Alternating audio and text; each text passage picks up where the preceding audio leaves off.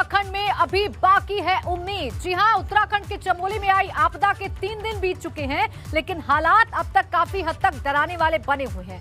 लगातार rescue operation जारी है। सेना के साथ साथ एसडीआरएफ, एनडीआरएफ और आईटीबीपी के जवान लोगों को बचाने की कोशिश में जुटे हुए हैं।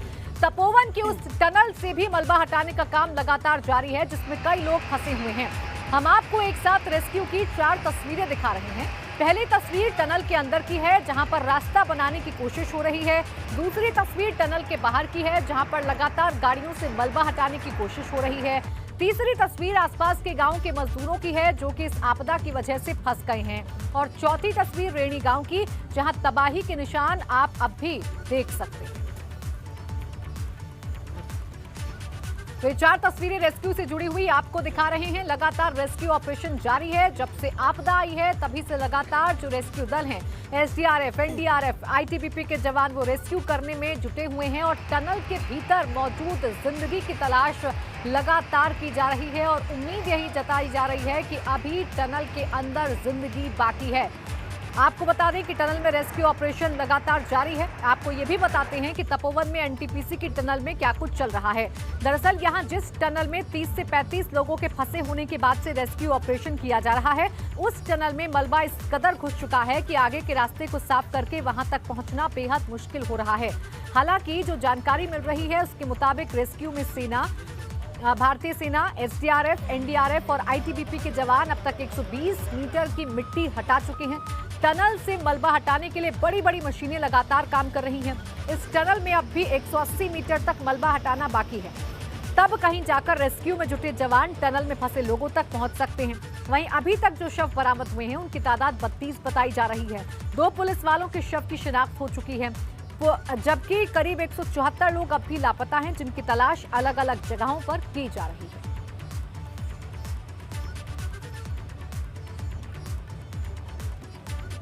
तो ये तस्वीरें आप देखिए रेस्क्यू ऑपरेशन जो है वो बहुत मुश्किलों का सामना कर रहा है, क्योंकि टनल में अब जहां पर ये मशीनें मौजूद हैं वहां पर बहुत सारा मलबा है। तपोवन को लेकर उत्तराखंड के मुख्य सचिव ओम प्रकाश ने जानकारी दी है। उन्होंने बताया कि जिस टनल में कई मजदूर फंसे होने की बात सामने आ रही है, उस टनल की खुदाई की जा रही है। टनल से मलबा हटाया जा रहा है। मुख्य सचिव के मुताबिक टनल में कई सारे बोल्डर सैलाब के साथ आए हैं, जो रेस्क्यू में परेशानी का सबब बन रहे हैं। उन्होंने बताया कि जो लाशें बरामद की गई हैं उनका डीएनए सैंपल लिए गए हैं। वहीं उन्होंने कहा कि हालात को देखते हुए ये साफ नहीं है कि यहाँ पर रेस्क्यू ऑपरेशन कितना लंबा चलेगा। टनल के खुदाई का काम चल रहा है, लेकिन उसमें अब दिक्कत ये आ रही है कि टनल में बड़े बड़े बोल्डर्स मिल रहे हैं, उनको हटाने में दिक्कत आ रही है। तो इसमें एनटीपीसी के इंजीनियर्स वगैरह लगे हुए हैं, वो कार्रवाई कर रहे हैं। सब मिले हैं, उसके लिए प्रक्रिया पुलिस में निर्धारित है। फोटोग्राफी उनकी हो रही है, डीएनए सैंपल लिए जा रहे हैं, और अगर कोई सामान मिलता है तो उसको प्रिजर्व करके रखा जा रहा है, जैसे पर्स हैं, कपड़े हैं, ताकि बाद में शिनाख्त उनके हो सके। सर, अभी टनल में कितने अंदर तक हम लोग पहुंच चुके हैं? क्या हम लोग 180 मीटर के आसपास पहुंच चुके हैं। सर, दलदल खत्म हो गया? हार्ड रॉक दलदल करीब करीब खत्म हो गया, अब हार्ड रॉक मिल रहे हैं। इसमें से कुछ दिक्कतें आ रही है हार्ड रॉक? इसमें दिक्कतें हैं। हार्ड रॉक को अगर ब्लास्टिंग करते हैं तो टनल को खतरा है, इसलिए उसमें बहुत एहतियातन जो है काम किया जा रहा है। कब तक सर आशंका है कि हम रेस्क्यू ऑपरेशन पूरा हो जाए? ये कुछ कहना मुश्किल है अभी।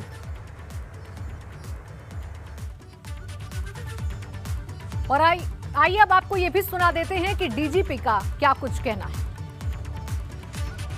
हैदराबाद से सीएसआईआर की टीम थी, उसने एरियल सर्वे करके, ताकि हम टनल में अंदर क्या है उसका कुछ न कुछ उसका हम पता लगा सकेंगे। तो किंतु उन्होंने अभी तक रिपोर्ट दी नहीं। सर्वे तो करके चले गए, वो रिपोर्ट नहीं दी है। जो हमारी मेन टनल है उसमें अभी थोड़ा बोल्डर्स भी मिलना शुरू हुए हैं। पहले तो सारा मलबा था, तो उम्मीद है कि बोल्डर्स तो शुरू में जाते हैं तो हो सकता है कि खोलने की उम्मीद बने।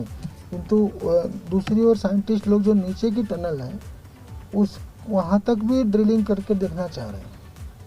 2 टनल्स हैं, एक बड़ी टनल है जिसका डायमीटर 25 से 30 फुट है, दूसरी छोटी टनल है जो 9-10 फुट का डायमीटर, वो नीचे के लेवल पे है।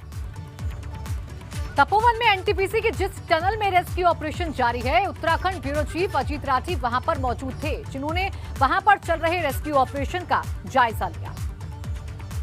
इतवार से शुरू हुई कहानी आज बुधवार को भी समाप्त नहीं हुई। रहस्य अभी बरकरार है और इस टनल में अभी कितने प्राणी हैं, कितने प्राणियों की जान जोखिम में है, अभी कुछ कहा नहीं जा सकता। मशीनें लगी हैं, पूरा ऑर्गेनाइजेशन लगा है, एनडीआरएफ, आईटीबीपी, आर्मी सभी लगे हैं, सभी जुटे हैं, लेकिन किसी को अभी ये निश्चितता नहीं है, ये निश्चित करने की संख्या किसी के पास नहीं कि अंदर अभी कितने लोग फंसे हुए हैं, वो जीवित हैं या मृत है, कोई हिसाब किताब किसी के पास नहीं है। और ये कहानी कब ख़त्म होगी और कब नहीं होगी, इसका अंदाज़ा भी लगाना अभी मुश्किल हो गया है। ये टनल अपने आप में एक रहस्य बन गई है। कोई कहता है 150 फीट इसकी सफाई हो गई है, कोई कहता है 200 फीट हो गई है, 200 मीटर हो गई है, 150 मीटर हो गई है, कोई कहता है 2 किलोमीटर लंबी है, कोई 3 किलोमीटर बताता है, किसी को कहीं सही जानकारी भी नहीं है। इतनी सारी सूचनाएं इधर से उधर दौड़ रही हैं कि असली चीज़ किसी के सामने नहीं आ रही है। ये जो रहस्य है टनल का, ये कब खुलेगा और ये इतवार को शुरू हुई कहानी कब ख़त्म होगी, इसका अभी कहना बहुत मुश्किल है। लेकिन बदस्तूर ये प्रयास जारी है कि ज़्यादा से ज़्यादा लोगों को बचाया जा सके। ये राहत कार्य बहुत सही तरीके से, बहुत दृढ़ता के साथ आगे बढ़ाया जा सके। अपने सहयोगी कैमरामैन प्रमोद वाजपेयी के साथ टनल से एबीपी गंगा के लिए अजीत सिंह राठी। और अब आपको समझाते हैं कि कैसे जो सैलाब आया उसका 37 डिग्री एंगल क्या है। दरअसल जिस पहाड़ी से लाखों टन बर्फ तेजी से फिसलकर सैलाब के रूप में नीचे आई, वो समुद्र तल से 5600 मीटर की ऊंचाई पर थी। इस पहाड़ी से लाखों टन बर्फ पिघली और करीब 37 डिग्री की ढलान से तेजी से नीचे की ओर आई। तेज ढलान पर यह सैलाब 3 किलोमीटर नीचे तक आता रहा और 3600 मीटर की ऊंचाई पर रौंथी गधेड़ा नदी की धार से टकराया। जब ये सैलाब नदी से टकराया तो बर्फबारी की वजह से कुछ देर तक टिका रहा और इस दौरान यहाँ पर बांध जैसा स्ट्रक्चर बन गया। सैलाब आने से 3 दिन पहले तक मौसम साफ था। इस दौरान बर्फ जमने से और पिघलने का सिलसिला चलता रहा। वहीं ट्रिगर पॉइंट पर बर्फ पिघली तो ये तेजी से ऋषिगंगा डैम के ऊपर पहुंच गई, जहां सबसे ज्यादा तबाही मची। ये तस्वीर हेलीकॉप्टर से ली गई है और बताया गया है कि यही पहाड़ी के ढलान का 37 डिग्री का कोण है, जहां से बर्फ सैलाब में तब्दील होकर तेजी से नीचे उतरी। और अब आपको वो तस्वीर भी दिखाते हैं जो आपके जहन को भी खौफजदा कर देगी, क्योंकि ये तस्वीर उस वक्त की है जब चमोली के तपोवन में सैलाब पहुंचा था। इस तस्वीर में आप देख सकते हैं कि कैसे यहाँ पर बने बांध पर कई सारे मजदूर मौजूद हैं, जो कि सैलाब के आने के बाद सुरक्षित जगह पर पहुंचने की कोशिश कर रहे हैं। ये लोग चारों ओर से सैलाब से घिर गए थे और बचने का कोई रास्ता इनके पास नहीं बचा था। हालांकि बचने की उम्मीद में ये लोग बांध के दूसरी ओर जाने की कोशिश जरूर करते हैं, लेकिन तब तक बांध के ऊपर से बहने वाला इस सैलाब इन लोगों को अपनी चपेट में ले लेता है और साथ बहा ले जाता है। तस्वीरें बताने के लिए काफी हैं कि कैसे तपोवन में बने हाइड्रो प्रोजेक्ट पर काम कर रहे लोगों के लिए ये सैलाब मौत का फरमान लेकर आया था, जिसने रास्ते में आने वाली हर चीज को तबाह और बर्बाद कर डाला। वहीं चमोली के तपोवन में जहां पर सैलाब आया था, वहां पर मौसम भी खराब होता दिख रहा है। माना जा रहा है कि खराब मौसम की वजह से रेस्क्यू में परेशानी आ सकती है। इसका भी जायजा लिया हमारे एबीपी नेटवर्क संवाददाता ने। उत्तराखंड के तपोवन में जहां एक तरफ ऑपरेशन टनल चल रहा है, वहीं दूसरी तरफ अब मौसम जो है इस ऑपरेशन के आड़े आता हुआ नजर आ रहा है। मौसम ने एक बार करवट बदली है और ऐसे में आप देख सकते हैं कि बादल जो हैं वो चारों तरफ छा गए हैं। हल्की हल्की बूंदाबांदी जो है वो होनी शुरू हो गई है, लेकिन अभी तक रेस्क्यू ऑपरेशन जो है वो लगातार जारी है। लेकिन अगर बारिश तेज होती है तो जाहिर सी बात है कि रेस्क्यू ऑपरेशन की गति पर इसका असर पड़ सकता है।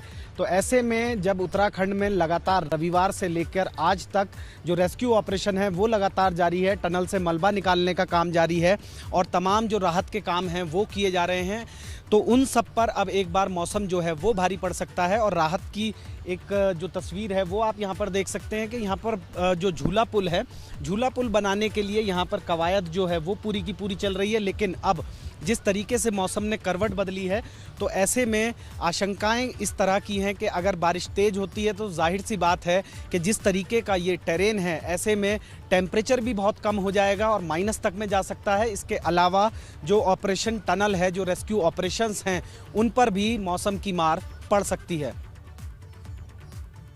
चमोली के तपोवन में आए सैलाब का सितम कुछ इस कदर बरपा है कि यहां पर मौजूद पुल भी बह गया है। ये पुल मलारी हाईवे बना था और इससे भारत चीन सीमा से सटे करीब 13 गांव जुड़े हुए थे। देश से कटे इन गांव में सेना के जवान 6 किलोमीटर पैदल चलकर राशन समेत दूसरी राहत सामग्री पहुंचा रहे हैं। रेड़ी गांव के पास बने इस पुल के टूटने की वजह से रेड़ी, लाता, जुगजू, जुआगवाड़, पैंग, मुरंडा, सूगी, भलगांव जैसे करीब 13 गांव का संपर्क पूरी तरह से कट गया है। हालत ये हो गई है कि इन गांवों में रसद और राहत सामग्री पहुंचाने के लिए सेना और आईटीबीपी के जवानों को बीहड़ रास्तों को पार करना पड़ रहा है। ये जवान जंगलों और चट्टानी रास्तों से होकर गांव के लोगों तक मदद पहुंचा रही हैं, जिसकी इन गांव में रहने वाले लोगों को दिल खोल कर इनकी तारीफ कर रहे हैं। पुल टूटने की वजह से नदी के दोनों छोर पर मौजूद लोग फंस गए हैं। ऐसे में अब रोपवे की रस्सी पर एक ट्रॉली को बांधकर लोगों को इस पार से उस पार भेजने की कवायद की जा रही है। इसका जायजा लिया हमारे उत्तराखंड ब्यूरो चीफ अजीत राठी ने। इस आपदा में बहुत सारे गांवों का संपर्क कट गया है। बहुत सारे लोग नदी से इस तरफ रह गए, वो अपने घर नहीं जा पा रहे हैं। उनके लिए एक फौरी तौर पर एक छोटी सी व्यवस्था की जा रही है। एक रोप वे जितना मजबूत एक तार डालकर ये ट्रॉली है जो आप देख रहे हैं, इस ट्रॉली को उस तार से उस तरफ भेजा जाएगा, नदी के उस तरफ। जो लोग इस तरफ फंसे हैं वो आसानी से अपने गाँव जा सकेंगे। अब ये वो सामने वो वायर है जिस पर इस ट्रॉली को हैंग करके दूसरी आवागमन थोड़ा सुचारू करने की कोशिश की जाएगी। और जो लोग इधर फंसे हुए हैं और जिनके गांव इस धौली नदी के ऊपर पहाड़ों पर जो पगडंडियों से लोग जाते थे वहां पर हैं, तो वो अभी 4 दिन उनको हो गए, उनके यहाँ रहने खाने की और उनके तमाम दिक्कतें उनके सामने आ रही है।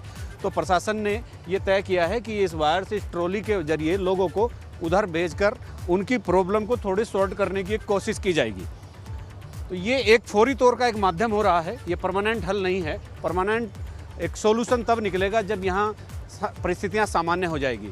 फिलहाल तो प्रशासन ने एक कोशिश की है कि जो लोग यहाँ पर हैं उनको किसी तरह से घर भेज दिया जाए। अपने सहयोगी कैमरामैन प्रमोद वाजपेयी के साथ तपोवन से एबीपी गंगा के लिए अजीत सिंह राठी। तो देखिए, इस पुल के टूटने की वजह से 126 ग्रामीणों को हेलीकॉप्टर से लिफ्ट करके सेफ जगहों तक पहुंचाया गया। जानकारी के मुताबिक इनमें से कई ग्रामीण ऐसे थे जो कि कामकाज के लिए जोशीमठ आए थे, लेकिन पुल टूटने की वजह से ये जहां थे वहीं पर फंस गए। वहीं कुछ ग्रामीण पुल टूटने के बाद से सीमांत के गांव में फंसे थे, जिन्होंने जरूरी काम या फिर मेडिकल के लिए जोशीमठ की ओर आना था। इन सभी को बेहद दुर्गम इलाकों से हेलीकॉप्टर से लिफ्ट किया गया और इनकी मंजिल तक इन्हें पहुंचाया गया।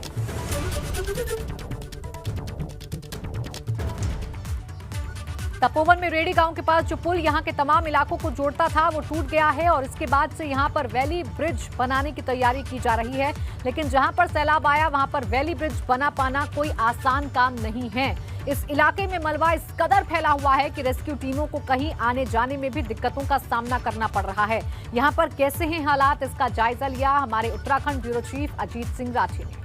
रेणी गांव है और यहाँ पर जो एक प्राइवेट पावर प्रोजेक्ट था तो यहीं से वास आउट हुआ है। ये आप देख सकते हैं, यहाँ एक वैली ब्रिज बनाने की तैयारी चल रही है और ये जो नीचे मिट्टी में मलबे में दबी हुई केबल आप देख रहे होंगे, ये उसी पावर प्रोजेक्ट की हैं जो पूरी तरह से वाश आउट हो गया है। तो चूँकि यहाँ का आवागमन जो चाइना बॉर्डर की तरफ जितना भी हमारा हिस्सा है चमोली ज़िले का, तो वहाँ से संपर्क पिछले 4 दिन से कटा हुआ है, कोई आवाजाही नहीं है। सामने जितने भी गाँव किसी की आवाजाही नहीं, तो एक उधर सामने वहाँ एक अप्रोच रोड बनाकर यहाँ से एक वैली ब्रिज बनाने की एक कसरत हो रही है ताकि वो अप्रोच रोड वहाँ तक आ जाए और कम से कम चौड़ाई जहाँ होगी वहाँ पर एक वैली ब्रिज एक खड़ा कर लिया जाएगा और जो पक्का कंस्ट्रक्शन होगा उसको बाद में। ये आप देख सकते हैं उधर की युद्ध स्तर पर उसी के लिए काम चल रहा है, पूरे युद्ध स्तर पर काम चल रहा है। और यहाँ पर ये पत्थर और ये लोहा, ये जितनी जेसीबी मशीन जितनी भी यहाँ लगी हुई हैं, ये सब ये केवल एक इस चीज़ के लिए लगी हुई है कि एक तो वहाँ कोने में राहत बचाव कार्य चल रहा है कि वहाँ कोई डेड बॉडी या किसी तरह की कोई वो चीज़ तो नहीं है। और दूसरा, उससे पहले ये जो BRO की जो कंपनीज लगी हैं तो वो ये एक वैली ब्रिज बनाने के लिए एक अप्रोच बनाने की एक कोशिश हो रही है और मुझे लगता है कि ये वैली ब्रिज जल्द ही बनकर तैयार हो जाएगा। तो अपने सहयोगी कैमरामैन प्रमोद वाजपेयी के साथ रेणी गांव से एबीपी गंगा के लिए अजीत सिंह राठी। और इसी के साथ वक्त एक छोटी सी ब्रेक का हो गया है, लेकिन ब्रेक से जब वापस लौटेंगे तो लिए चलेंगे आपको ग्राउंड जीरो पर, जहां पर मेरे सहयोगी यानी उत्तराखंड के ब्यूरो चीफ वीरेश